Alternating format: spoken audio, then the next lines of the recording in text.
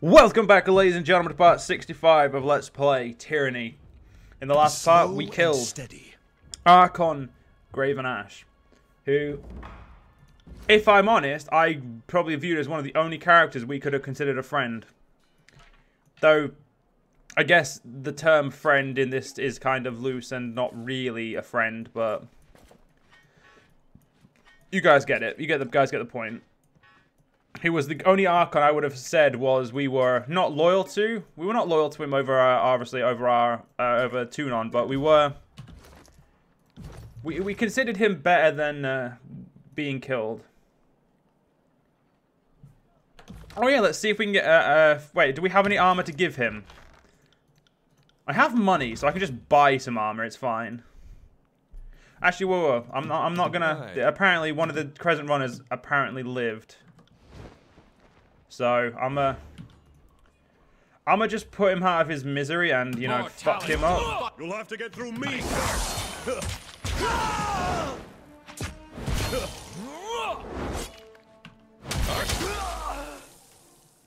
I felt bad if I leave a Crescent Runner alive. I mean, I killed everyone else. I may as well kill him too. Right, speed on out of here.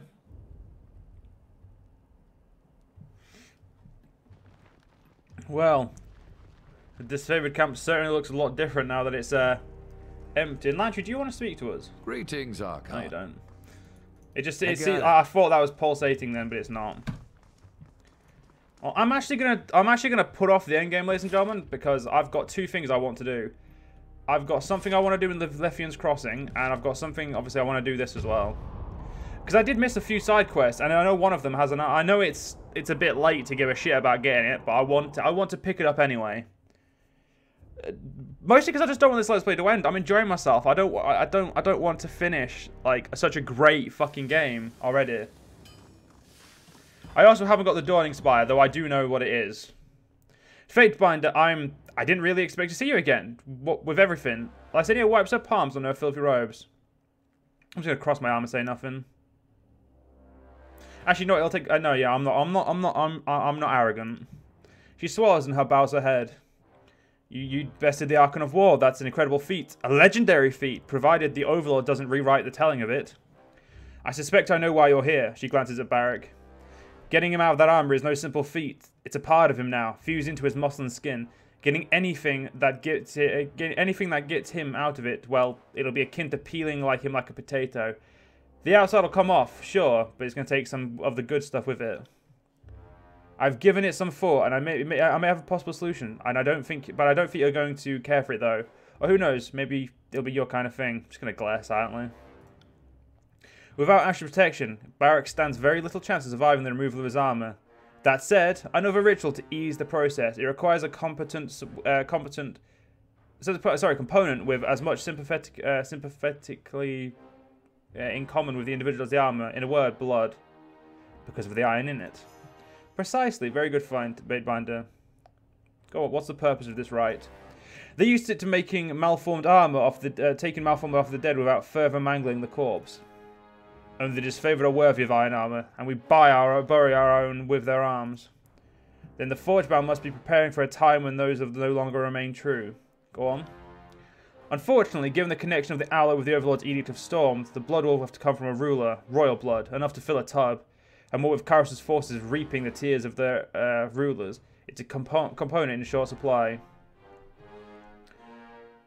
Will Archon blood serve? Perhaps in the case of Graven Ash or Tunon, given that Archon blood might have the number of any number of unknown properties, I'd say it's very hesitant to use. I know of a baby from Starwalt. The general's heir you had murdered, the spines of his armor bristle. A baby would provide anything like the amount we're looking for. Nice idea, though. What of the statue of Queen Luxarius at Edgering? I know how many gallons of her blood does she cry in a day. Decided to join us, Barak? He stares at you blankly. I'm well familiar with the statue. The sages wanted to pry into it, but the Venturing Guard wouldn't let them anywhere near it, save for those who fought in their ranks. Is it the bloody tears of a dead queen? A portion of the blood to be spilled in defense of Apex? Improbably mineral-rich water, given the amount of waters turned red when Kyros' force invaded. They're likely a metaphysical, if tenuous, tie to the Overlord. It should work perfectly. if you can haul the barrel of the stuff out here, I should be able to release Barrick from his cage, probably. Let's fucking go then. And eventually, like I said, we'll go open the Dawning. I'll probably do the thing over here first and get the Dawning Spire afterwards, because I believe we should be able to get this thing from the Dawning Spire in the quest that I'm thinking of, which is why I said I know what it is.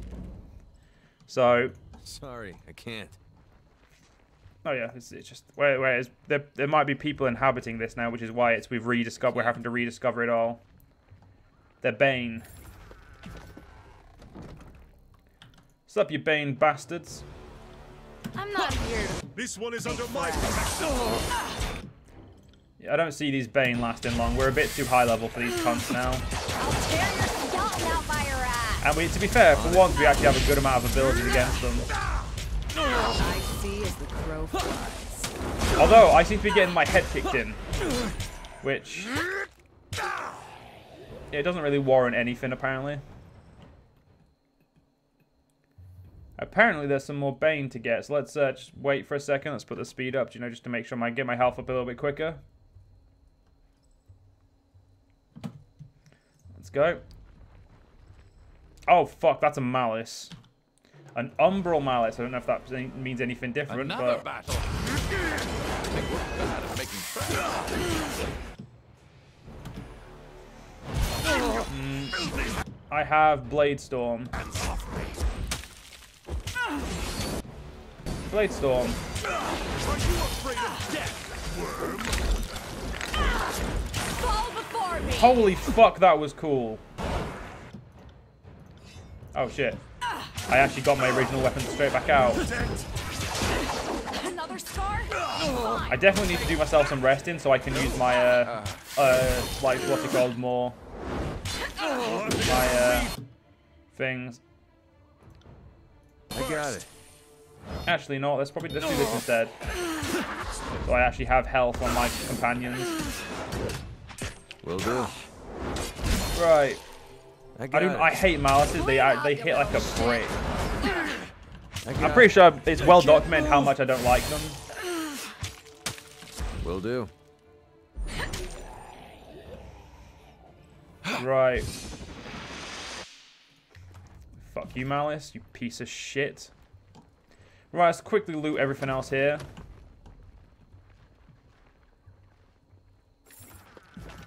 Can't do that. Will do. Wow, apparently I missed quite a bit of loot.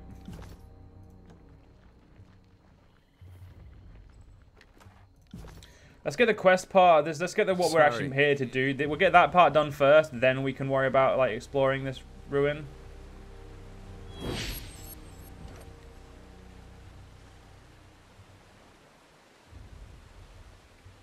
I'm just gonna leap the gap. I'm definitely good enough to leap across that.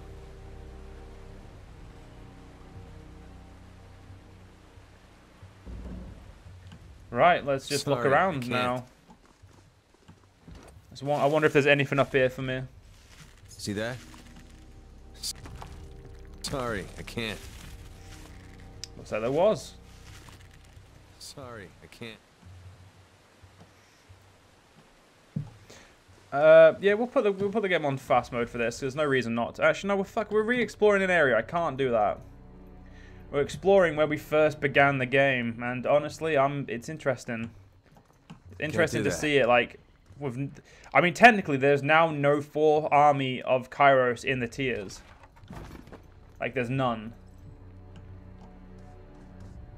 Like, I'm the only force of like myself and Tunon are the only people who hold power in the tiers, and one of those doesn't have an army. The other has a shit tons of the other has technically an army and a fuck ton of fatebinders as beck and call. Like the disfavored are no more. The Scarlet Chorus are no more than just they're not really existing anymore. Sorry, the fact that Barrick survived the ending of his Archon's life is surprising to me. What have we? Because everyone else died, yet he didn't. And I consider it very interesting. Let me guess. It's still, yeah, it's still there. Right, there's a... I'm going to speed up now. Because, you know, why not?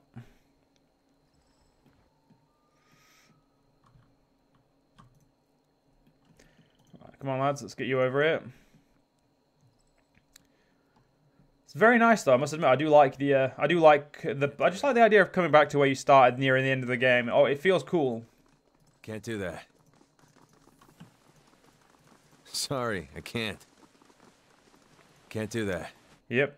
Nothing left at Edgering Ruins for us. Or Edgering... Is it Edgering Ruins? Yeah. Edgering Ruins.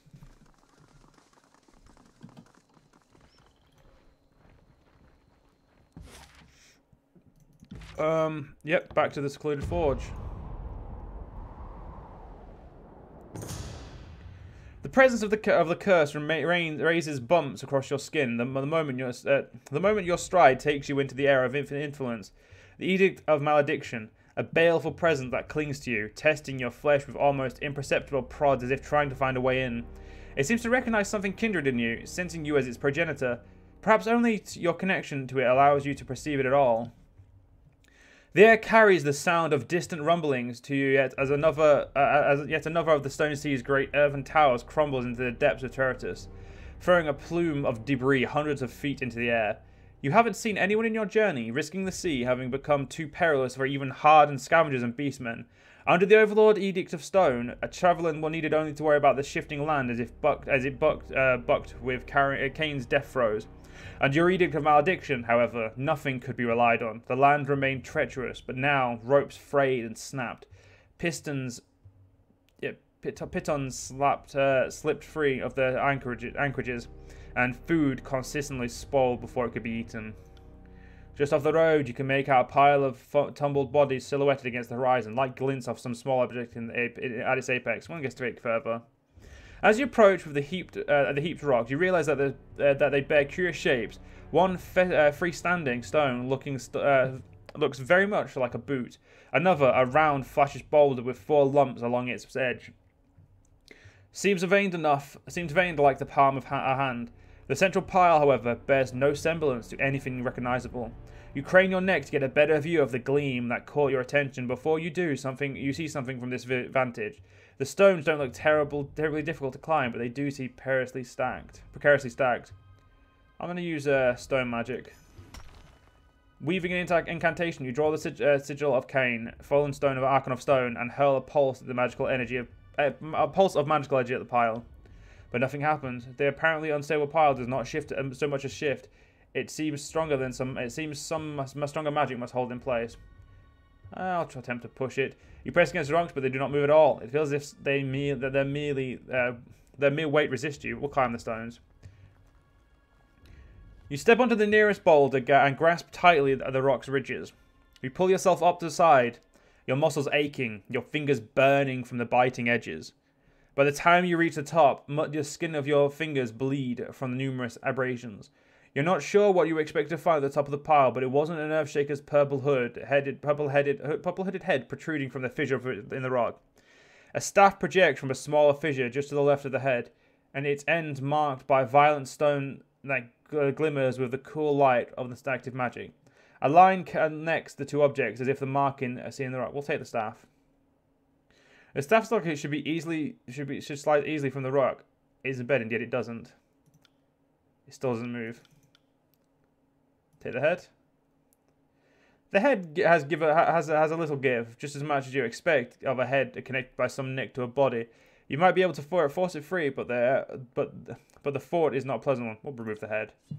You don't know how long the head has been there, but it shows no obvious signs of putrefaction.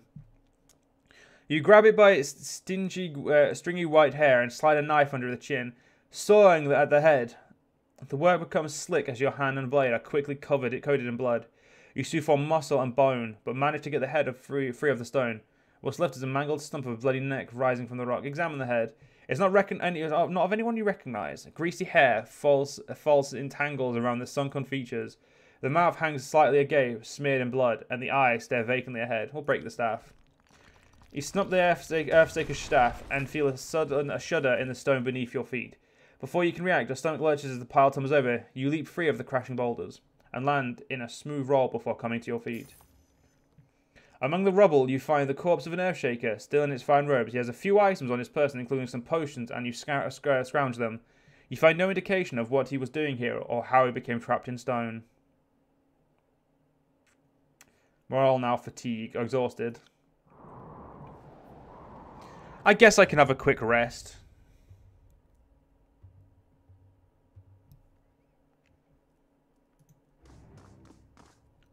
Welcome back, Archon. I do believe I spy a barrel of the Queen's blood. Lysenta looks you up and down, frowning with a mixture of interest and distaste. She rolls up the barrel to the workshop, and the two of you dump the noisome liquid into the large copper tub. All right, Barak, into the wet. Trundling over to the basin, Barak places a hand on its lip.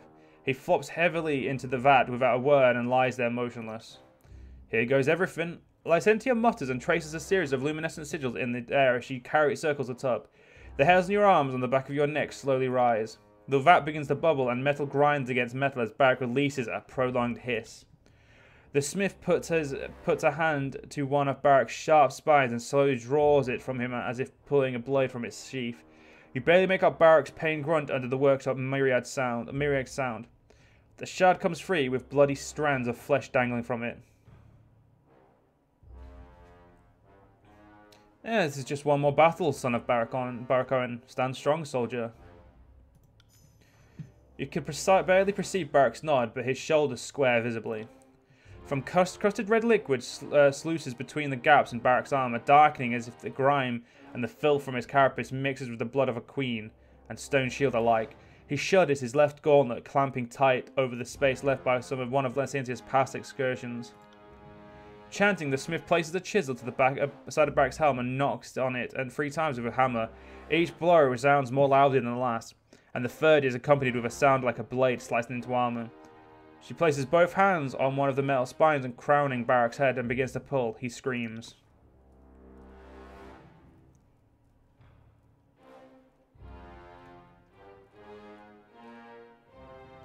The procedure finally reaches its conclusion, and Lysentia slumps against the wall, hair tangled and sweat soaked, hands and face red with gore. She releases a long, shuddering sigh, and the energy in the room slowly dissipates. Clad only in his small clothes and a thick patina of blood and grime, Barak stands before you. Heavy ropes of matted hair hang before his broken face, and long twisting scars mar his limbs and torso. He reeks of sweat and feces, the stench coalescing with the heady smell of gore and iron into a noxious hole. His stomach turns. Snap to, soldier. He straightens and turns to you. The pain will fade in time. Perhaps more time than I am accustomed to, though. He smiles faintly. Freedom feels raw and cold, but comfortable.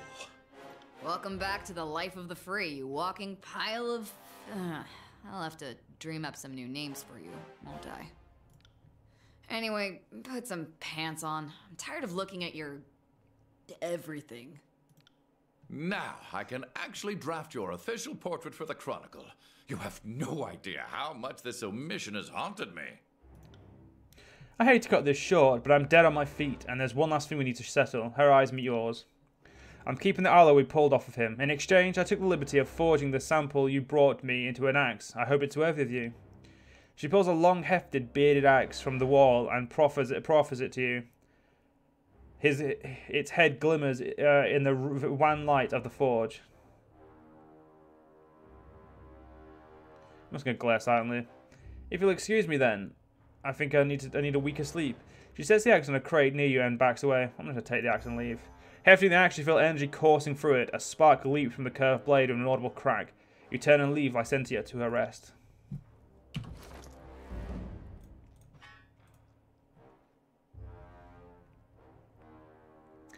Holy shit, Barak. That's a fucking badass portrait. I was built for this. I mean, you were actually built for that weapon. Right, we need some armor for you. You can wear that for now. Wear an iron breastplate.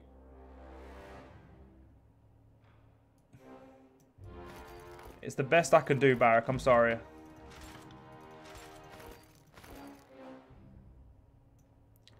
I'm going to hide your helmet for now, though. You've been under a helmet for how long, my friend? There we go. So, Barak has his second, Echoes of the Storm. The weapon drives the will to strike forward, charging them with such power that necessarily escapes the form of electricity. These 3 melee strikes may inflict added lightning damage that increases with the artifact's renown. But unfortunately, ladies and gentlemen, we'll have to save this for the next part. If you guys have enjoyed, see you guys next part. See you guys then.